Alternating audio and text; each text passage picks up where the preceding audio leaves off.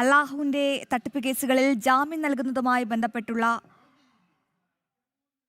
മറ്റ് റിപ്പോർട്ടുകളിലേക്ക് പോകാം. മറ്റ് അന്താരാഷ്ട്ര വാർത്തകൾ. ഇറാൻ ആവശ്യപ്പെട്ടതിനെ തുടർന്ന് സമാധാന ചർച്ചകൾ പുനരാരംഭിച്ചതായി US പ്രസിഡന്റ് ഡൊണാൾഡ് ട്രംപ്.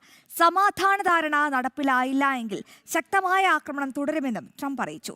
അതേസമയം ഇറാൻ തുറമുഖങ്ങൾക്കെതിരായ ഉപരോധം ശക്തമാക്കിയിരിക്കുകയാണ് US. ഇറാനുമായി സമാധാന ധാരണാ ചർച്ചകൾ നടക്കുന്നുവെന്ന് സ്ഥിരീകരിക്കുകയാണ് ഡൊണാൾഡ് ട്രംപ്. ഇറാന്റെ അഭ്യർത്ഥന പ്രകാരമാണ് ചർച്ചകൾ ആരംഭിച്ചിരിക്കുന്നത് എന്നും അദ്ദേഹം പറഞ്ഞു.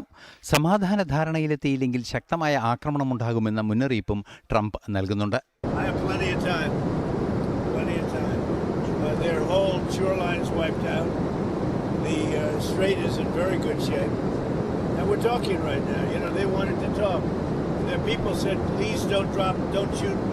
Last night, the night before, 2 nights. Don't do it. We're having good talks. So we'll see what happens. I think there's a good chance that something could happen. And if it does, good. If it doesn't, we go back to doing what we were doing 2 days ago. 4 ദിവസമായി US ഇറാനിൽ കാര്യമായ ആക്രമണങ്ങൾ ഒന്നും നടത്തിയിട്ടില്ല. 13 ദിവസം തുടർച്ചയായ ആക്രമണമാണ് US നേരത്തെ ഇറാനിൽ നടത്തിയത്. അതേസമയം ഇറാൻ തുറമുഖങ്ങൾക്കെതിരായ ഉപരോധം അമേരിക്ക ശക്തമായി തുടരുന്നുമുണ്ട്.